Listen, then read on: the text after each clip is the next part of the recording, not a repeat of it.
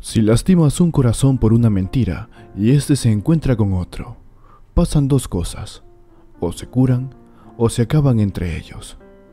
Pero ¿qué pasa si existe alguien más entre ellos? Como un hijo, por ejemplo. Pensad en esto mientras ves la siguiente historia. Desde muy pequeño siempre creí que Dios no escuchaba mis oraciones. Creía en mi inocencia que algo me faltaba para ser digno de escuchar su voz, que me prestara algo de atención o que cumpliera con lo que yo le pedía. La vida me parecía tan dura. En muchas ocasiones subía al techo de mi casa y mi pequeño corazón acongojado le pedía que me lleve. «No quieres sufrir, padre», le decía. «Llévame». Apenas tenía 8 años cuando esto pasaba. Yo era el único hijo y mis padres siempre peleaban. Mamá descubría constantes manchas de labial en la ropa de mi padre, olía a otro perfume, no traía dinero y algunas veces le había descubierto con otra mujer en alguna parte de la ciudad. Discutían casi todos los días, o cada vez que papá venía porque casi no sabía nada de él, y cuando llegaba a casa siempre me gritaba. Me mandaba a hacer las cosas de la casa, o como no teníamos la conexión del agua dentro de la casa, me mandaba a cargar el agua con un balde. La tarea era sencilla, salvo que era invierno. Él llegaba a las 7 de la mañana. Recuerdo cuánto me costaba salir de mi cama calientita. Él simplemente se paraba frente a mi cama y decía: «Levántate a cargar el agua.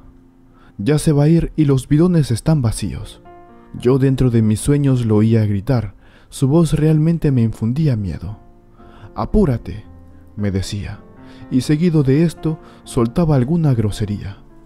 Mamá no decía nada, pues justo una noche anterior se reconciliaban.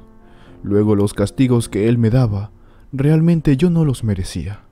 A veces era por quedarme dormido, a veces por orinarme en la cama, otras por romper alguna cosa en la casa, otras porque simplemente él no encontraba una herramienta, y como yo era el único que quedaba en casa, él asumía que yo lo había tomado. Voy a admitir que en algunos casos sí lo tomé, pero lo dejé donde lo había encontrado, y las veces que él no encontraba algo era porque él mismo había olvidado dónde lo había puesto.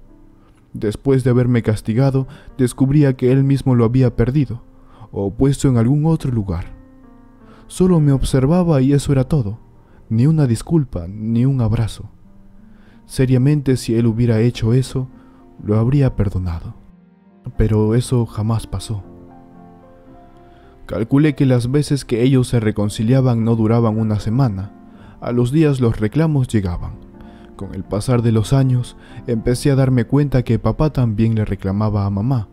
Era increíble que cuando le decía: «Rose, no me hagas recordar, tú sabes por qué pasa todo esto», mi madre, como una leona furiosa amaestrada, dejaba de reclamar. Se me comenzó a hacer extraño ya. Aunque los días se habían hecho más llevaderos, yo no dejaba de pensar qué cosa tenía casi amaestrada a mi madre. La hacía agachar la cabeza, y yo me preguntaba cómo un hombre que nos hacía tanto daño merecía ser escuchado.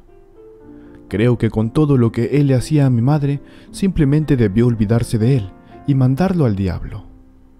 Cuánta indignación me causaba. Esperaba crecer para rebelarme, y si Dios me daba la oportunidad, darle su merecido. Eso me decía. «¿Cuánto más, Dios, voy a aguantar? ¿Por qué me has traído acá?», le decía mientras me encontraba en mi techo, mi único lugar donde solía hablar y expresar mis sentimientos.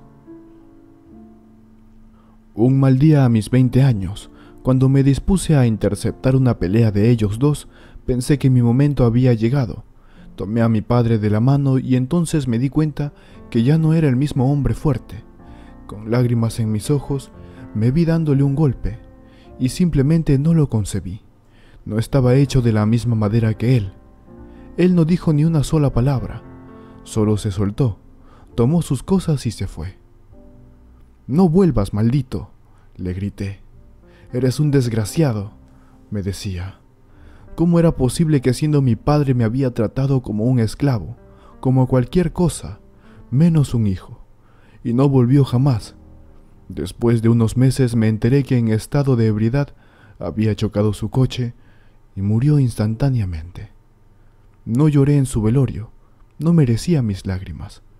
Buscaba en mi cabeza y me hacía muchas hipótesis de la razón por las que él nos había tratado tan mal, y simplemente no hallaba la razón. Hasta que llegaron los días de mi madre. El tiempo había pasado tan rápido. Mi vida había sido como un mal sueño. Aquel día mi madre me invitó a dormir la siesta a su lado. Ya no le gustaban las fotos. Ella había cumplido 85 años. Y sí, estaba achacadita, pero yo creía que era un roble. Los que la conocían sabían lo vanidosa y hermosa que fue. Muchos hombres habían estado tras ella, pero también sabían que ella había preferido sufrir al lado de mi padre. ¿Por qué? Ni yo lo sabía. Yo me había dispuesto a llevarla a mis trabajos y a mis eventos.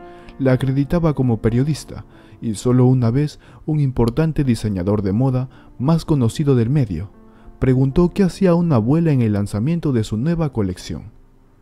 La miró y le dijo: «Usted está muy elegante, señora». Y ella respondió: «Gracias, mi hijo me trajo». También nos disfrazábamos en Halloween. Usó tacones altos, maquillaje y tintura dorada. Pero el tiempo no es amigo de nadie, y sus ojos azules ya empezaban a mirar tristes. Ya no quería ni esmalte rojo en las uñas, ni labial. Sus ganas de ponerse maquillaje empezaron a decaer. Me negaba a aceptar que los días de ella se acortaban con cada segundo que pasaba. Uno de esos días que me trajeron nostalgia fue cuando la bañé y ella misma desconocía su cuerpo, y me dijo: «Hijo, mira cómo estoy acabada». Yo me volteé porque no podía llorar delante de ella, y le cambié el tema, y la animé diciéndole que era hora de tomar la leche. Y respiré, porque era muy difícil ver que una persona que ha hecho tantísimas cosas en su vida, que estudió una carrera profesional en una época en donde las mujeres no tenían derecho a nada, y que el machismo sobreabundaba. Mi padre le hizo la vida a cuadritos. Ella trabajó, se educó, cocinó, tejió, pintó, soportó, reclamó por felicidad, y terminó como un cordero. Ahora solo espera el llamado de Dios, y lo anhelaba a diario. A menudo la escuchaba decir: «Señor, llévame ya, detén mi sufrimiento». Se repetía una y otra vez. En esos momentos se me vino a la mente, y recordé haber pedido lo mismo de pequeño. En esos días muchos se me acercaron y me preguntaron que si estoy preparado. Yo les digo que sí, aunque a veces no lo sabía. Me levantaba asustado cuando no la oía roncar y se me paralizaba el corazón de imaginarme su partida. Ahora discuto con ella porque ya no quiere comer. Con mucha dificultad le cuchareo. Hace un tiempo me enviaban seguido a la policía y hasta me demandaron mis vecinos por abandono y maltrato. Pero les dije: yo tengo que trabajar, estudiar y hacer mi vida y construir mi futuro, porque ella se va y yo me quedo. Lo entendieron con el paso de los años que ella ha estado a mi cargo, que no puede hacer sus cosas sola. Hoy despertó temprano, me llamó que duerma con ella y ha balbuceado palabras de las que no sé qué sentir. Javier no era tu padre, me dijo. Yo le fallé. Tienes que saberlo, me ha insistido. Y cuando le volví a preguntar, nada me dijo. Y era porque se acababa de ir. No podía creerlo, si realmente era verdad lo que me decía, así que no le tomé importancia. Tenía muchos sentimientos encontrados, ella se acababa de ir, ya no la iba a ver más. No podía evitar caer las lágrimas, que se venían como un aguacero. Mi alma se sentía triste por su partida, pero a la vez estaba conforme por el dolor que ella sentía. Ella había pasado el velo, su dolor y agonía habían terminado. Hice los preparativos para el sepelio y después de ello no hubo más. Una tarde sentado en la sala de mi casa, me puse a pensar si realmente Javier era mi padre, si mamá dijo la verdad, o solo era parte de su delirio. De todos modos ya no había forma de averiguarlo. Ellos ya habían pasado el velo y solo queda el recuerdo y los malos ejemplos que me marcaron de niño, que ahora es un trauma para mí.